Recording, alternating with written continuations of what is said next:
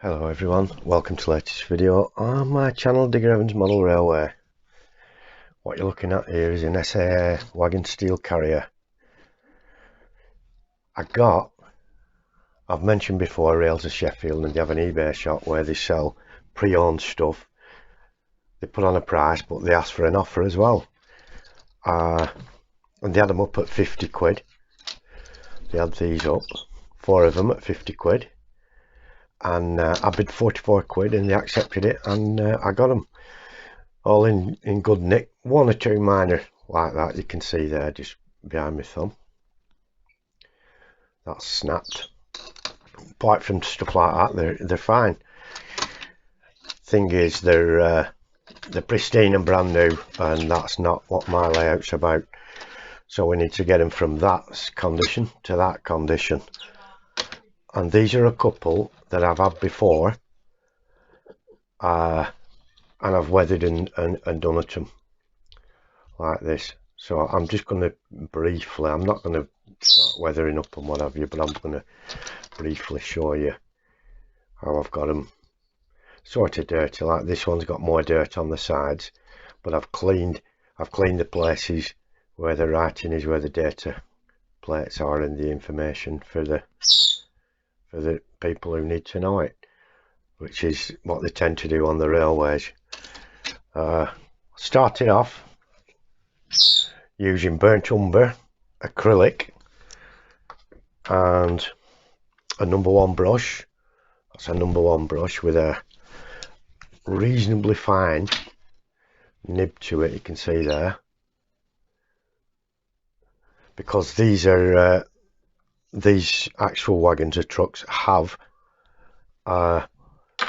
wood on them, big pieces of wood. These pieces here, and you can see there, they represent wood. They've got a wood grain to them, and it's like a checker plate underneath that.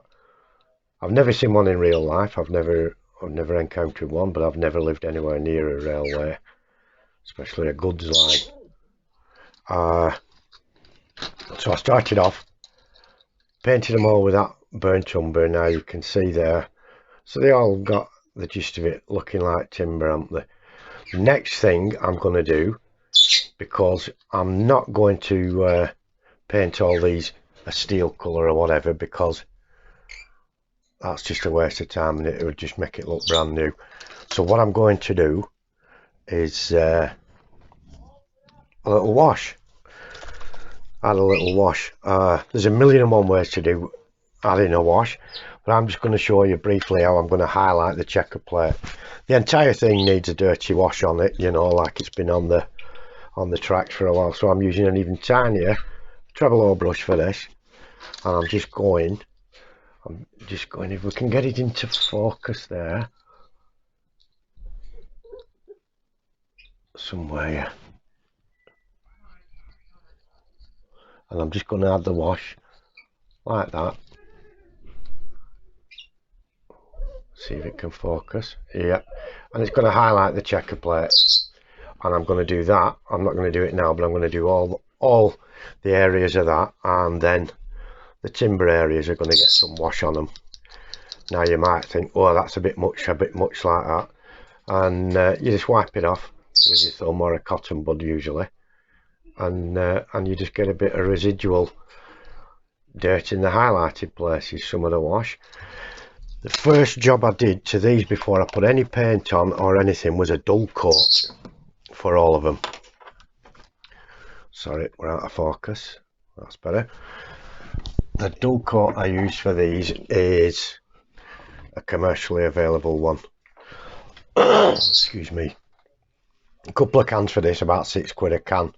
Clear matte varnish. It lasts forever. There's tons in the can. It absolutely lasts for ages. I took them outside, I sprayed them. I did not spray the wheels, I sprayed the tops and the sides, but I sprayed the sides from above, so I didn't spray the wheels, so we don't need to mess with cleaning wheels and all that lot afterwards. The next job I'd look at is the wheels and the sides. Let's see if we can focus again. Come on, camera.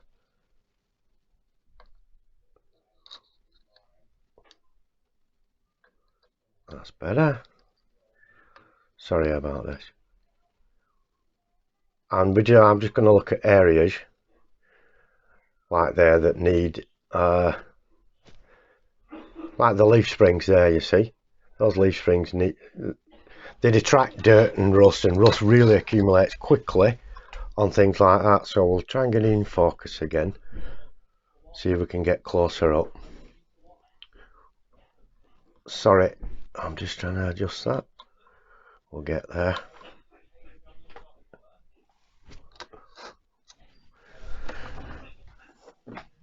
Because I've dull coated it, it's ideal for powders now. I've got a dark rust,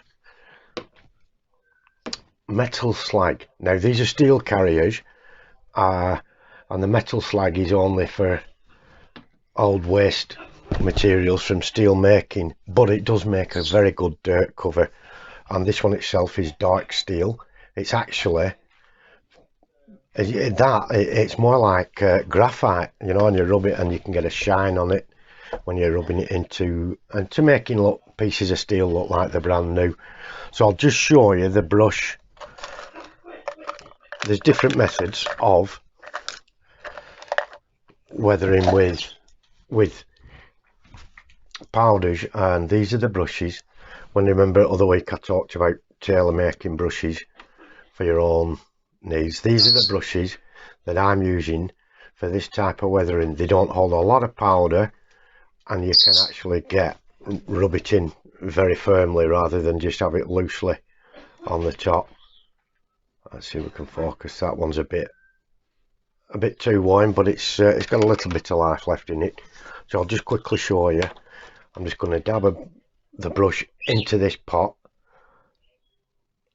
and tap it off, so I've only got a light amount of powder on that.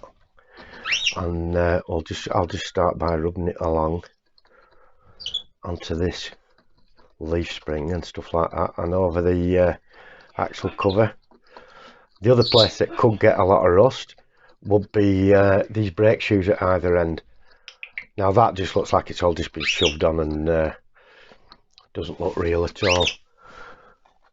Give that a quick brush with a cosmetic brush that you pinch from your wife's makeup set, and it starts looking a bit similar. I've just been joined by Jimmy on my shoulder. Good boy, Jimmy. See if he wants to go on camera. I don't know if he will or not, but we'll just give him a quick try. Nope, offski. As soon as he thought the camera were going to be on him, he's away. It's okay, Jimmy. You don't have to be on camera. So basically, that's what I'll do. I'll do each one different. Some will be newer than others, and some I'll use the acrylics on. And then the enamels, like streaking rust effects and rust wash. I usually for streaking or for fresh rust, very light colour. That's it for now, folks. I was just showing you a quick one how we end up with it from a new one to an old used one that's had a few years service, or one that's been in service even longer than that. And basically that's all there is to it. Just varnish, a bit of acrylic to make the logs stand out. There's not going to be much of a view from the side, it's viewed from above when it's on the layout, but we do like to do some work on the sides of them. That's all it is for now, folks. Thank you ever so much for looking in. Thank you to everyone who's still subscribed and all my new subscribers. I really do appreciate each and every one of you so much. It's really good to see that people are subscribing like they are. Please do give us a thumbs up and consider subscribing if you're not already subscribed for more content similar to this, but not always. Thank you very much, and thank you for putting up with the parrot. Take care, everyone, and I'll see you next time. Bye bye for now, my friends.